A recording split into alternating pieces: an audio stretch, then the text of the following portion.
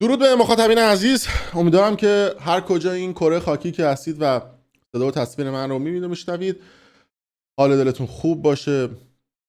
خبرهای عجیب و غریبی داریم از داخل ایران میشنویم، اینکه آمریکا و خبرگزاری های فاکس نیوز، CNN، خبرگزاری های این سمت، العربیه، خبرگزاری داخل ایران، فارس و ایسنا و نمیدونم تسنیم و جاهای دیگه که نزدیک به سپاهن خبر از یک تفاهم 90% دادن و اونجوری که ترامپ هم دیروز توییت انجام داد، تو دیروز که نه چند ساعت پیش توییت انجام داد، گفتش که داریم به یک تفاهم نزدیک میشیم و آقا دیگه جشن بگیرید، یعنی همین مسیر رو ما داریم میریم جلو. یعنی شما بعد دیگه به سیاست آخوند پی ببرید دیگه. یعنی تا دیروزی که ترامپ میگفتش که تسلیم بی قید و شرط، این پیام آخرش گفته که تنگه هرمز را به زودی باز خواهیم کرد.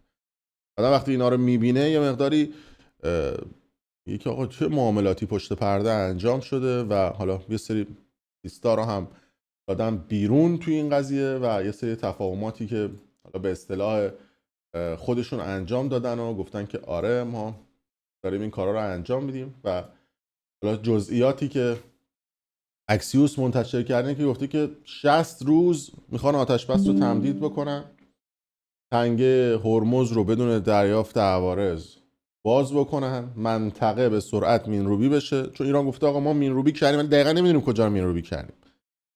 و محاصره بنادر ایران بسته، چون از بنادر مختلف اگر از این سمت یعنی خلیج فارس میخواستن رد بشن بیان برن به سمت دریای عمان، اونجا رو حالا ایران گفته که ما باز میکنیم، امریکا هم گفتن ما باز میکنیم، ولی نیروهای امریکایی گفتن که ما تو منطقه میمونیم. جنگ در لبنان تو این 60 روز متوقف میشه، تحریم میدانهای نفتی تسهیل پیدا میکنه، حالا میزان تحریم لغو شده معلوم نیست.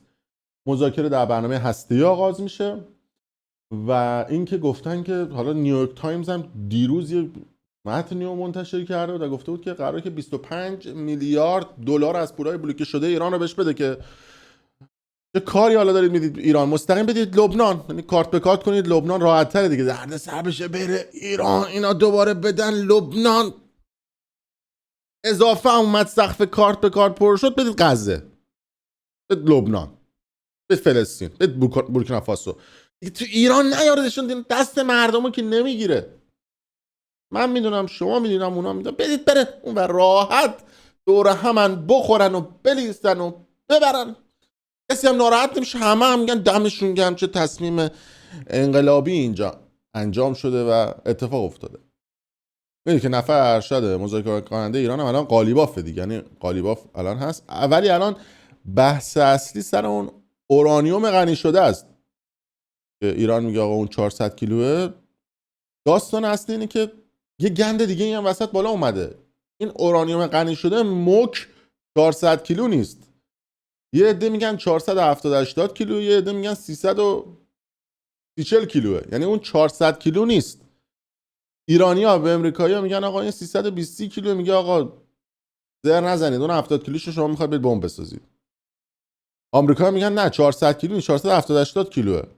حالا داخل اینا میگن آقا ما اصلا 320 کیلو داریم، 70 80 کیلو بقیه‌شو شیاف کنیم به اینا بدیم. ما قبلا رفتیم گفتیم 400 کیلو، من تا لاف زدیم گفتیم 400 کیلو، این 320 کیلو بوده، حالا 70 کیلو از کجا در بیاریم؟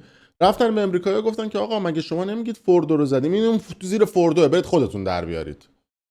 اونا هم گفتن بی خود بعد خودتون در بیارید. یه بحث الان این سر اون کیلوگرم است و اینکه ایران قبول نکرده که بیاد و اون بمب هسته‌ایش یا اصطلاحاً اون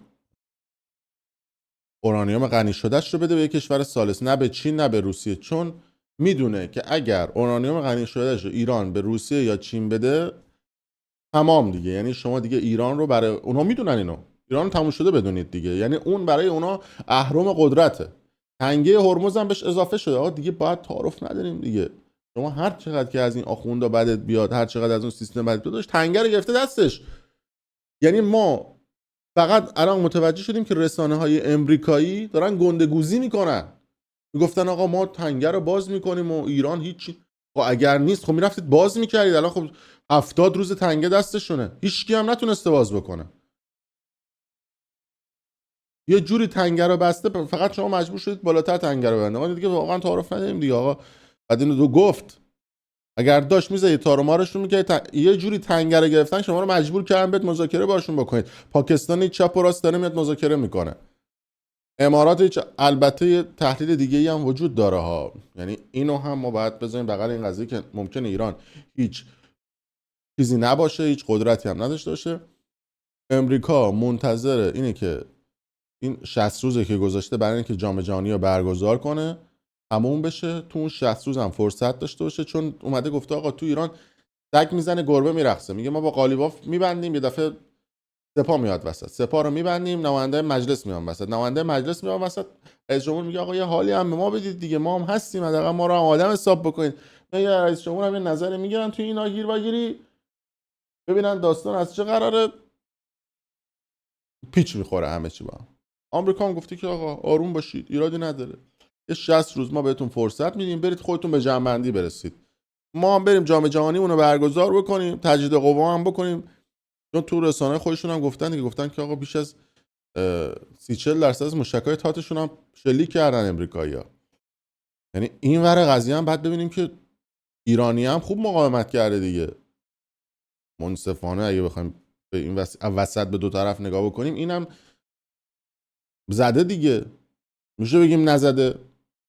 زده که اونا الان نشستن پای میز مذاکره. اگه نزده بود، اگر قدرتی نداشت، اونا نمیدونن پای مذاکره، حتما یه اصطلاح این وسط یه چیزی رد و بدل شده. حالا من فکر میکنم که اینا یه 60 روز نگه دارن، اگر اسرائیل این وسط یه حرکتی نزنه، چون عنوان شده بوده که در مذاکرات آخری که پاکستانی ها رفته بودن ایران، اون وزیر اطلاعاتشون و اون فرمانده ارتش پاکستان همین دیروز رفته بودن ایران و اون متن تفاهمنامه رو بسته بودن و رفته بودن پاکستان اسلام آباد، و یه هیئت هم از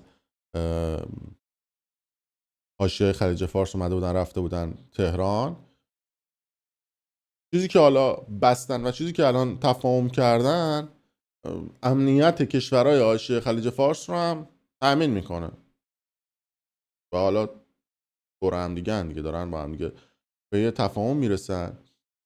ممکنه که این وسط اسرائیل بخواد یه حرکتی بزنه، خودش یه جانبه عمل بکنه، چون تو این جریان مذاکرات آمریکا چیزی به اسرائیل نگفته بود. یعنی تو خبر اومده بوده که کانال 13 اسرائیل و کانال 12 اسرائیل گفته بودن که ما بیخبریم از این اتفاقات و این تفاهمنامه‌ای که داره بین ایران و آمریکا امضا میشه. از اون طرف البته ترامپ دیروز اومد و در شبکه اجتماعی خودش عنوان کرد که نه، ما کشور حاشیه خلیج فارس رو در جریان قرار دادیم، اسرائیل و دلنگرانی‌های اسرائیل رو هم بهش نگاهی انداختیم و تفاهمی که داریم انجام میدیم دلنگرانی‌های اسرائیل هم توش هست، چون اسرائیل میگه آقا ایران موشک داره، بالستیک داره، چیزای مختلف داره، نه تنها ما رو میزنه، اروپا رو هم میزنه. یعنی این دلنگرانی ما دلنگرانی اروپاییام هست.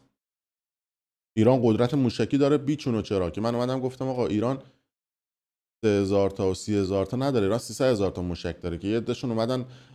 نفهمی همیشه باعث میشه که تو تحلیل اشتباه بکنی. یه عده نفهمن تو این قضیه. ما گفتیم آقا ایران 20 تا شهرک موشکی داره، 47 ساله داره موشک میسازه، باور کن 300000 تا موشک داره. بعد من میخندی اگه نداشت خب اینا میمدن میشدن پای میز مذاکره باش. تو وقتی قدرت دنیایی میشینی با یکی پای میز مذاکره، حتما یه چیزی در اون دیدی که میری میشینی باش پای میز مذاکره دیگه.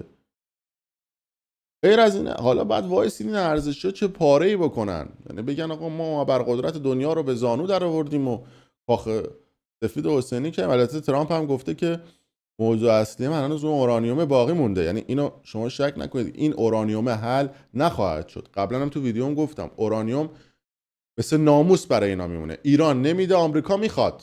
آمریکا می 60 روز فرژه گرفته، بعدش حالا چه به زور چه غیر زور میگیره از ایرانی‌ها اورانیوم رو. یعنی خواهد زد تأسیسات هسته‌ای استراتژیک و زیرساختی رو میزنه که اینا رو بترسونه که بیان این اورانیوم باقی مونده رو بدن. الان نمیگیره، میگه جنگ بذار یکم بخوابه، من این جام جهانی رو برگزار کنم، همه جای دنیا در آرامش قرار بگیره. بعدش تحلیل اینه، چون میگم دیگه همیشه تحلیل هم بر اساس اتفاقاتی که داره میفته دیگه، چون هیچ کسی نمیتونه تحلیل بکنه غیر از ترامپ و غیر از نتانیاهو و غیر از اون آدمایی که تو ایرانن که الان قالیباف داره مذاکره میکنه. هیچ کسی دیگه نمیدونه کی قراره بزنه غیر از فرمانده سپاه ایران. کسی دیگه نمیدونه، چون اونان که دستشون رو ماشه است. ولی تو شرایط فعلی چیزی که رو میزه، پازلا رو وقتی ما میذاریم بغل هم دیگه به همچین نتیجه‌ای میرسیم. اورانیوم برای ایران مثل ناموس میمونه و امریکا میخوادش و میگیردش، چون اگه نگیردش ایران میشه ششمین دیگه بعد اون 5 ابرقدرت دنیا. ایران میشه ششمین ابرقدرت دنیا. تعارف نداریم، اگر اورانیوم نده شما شک نکنید که ایران میشه ششمین ابرقدرت دنیا. یه کره شمالی دیگه میشه شده دیگه. الان اینترنت هم به این حالت در آورده دیگه، کسی جرئت نداره بهش حرف بزنه. حرف بزنه میگه هسته‌ای میزنم، حرف بزنه میگه موشک بهت میزنم. یعنی این قدرت نمایی رو مطمئن باشید که خواهد کرد. ولی خب دیگه آمریکا و سیاستمداران آمریکا از نگاه خودشون دارن به این قضیه نگاه میکنن دیگه، یعنی زاویه دید خودشون دارن به این قضیه نگاه میکنن. و هنوز البته تفاهمنامه امضا نشده، اینا هم میگم یکی دو بند هنوز اختلاف دارن. تصنیم و فارس تو خرگزار نزدیک سپاه ایران گفتن که الان ما روی بنده اورانیوم مشکل داریم. یعنی الان که داریم با شما صحبت میکنیم 90% تفاهم شده، اون 10% ارزشش این 90% بیشتره تو شرایط فعلی که میشه بحث اورانیوم. ایران که دنبال پول دیگه، میگه آقا نمیدونم پول ما رو بدید و سیستم الان همینه دیگه، کاسبیشونو بکنن این وسط. ولی الان چیزی که داره این وسط اتفاق میفته این 10% مشکله، شاید امضا نشه. نه الان ما روی حساس ترین نقطه تاریخ قرار داریم و هنوز چیزی امضا نشده. الان چند رویترز اومد گفتش که آره امضا شده، ولی خب خبرگزاری داخل ایران اومدن گفتن که نه هنوز امضا نکردیم ما، چون اون بحث اورانیوم هست. آمریکا باید قبول کنه که ما اورانیوم نمیبریم. شاید مثلا از اون 400 کیلو 5 کیلوشو بهتون دادیم بردید، یا 100 کیلوشو دادیم بردید. این هم هست. حالا بعد وایسیم که ببینیم آقا تو روزهای آینده چه اتفاقاتی میفته، شاید هم در ساعات آینده چه اتفاقی میفته و دعوا درگیری ها چجوری هستش. تو ویدیو بعدی هم من به مقداری به دعوا و درگیری های این ورم میپردازم دیگه. ماجرای دعوای، حالا به نوع اینا میگن دعوای علی کریمی و شاهین نجفی، کاملا براتون شفاف باز میکنم این قضیه رو، افشاگری میکنم که ببینید داستان از چه قرار است. ویدیو حتما بعدی ما رو هم ببینید توی همین کانال که هست. خیلی مخلصیم.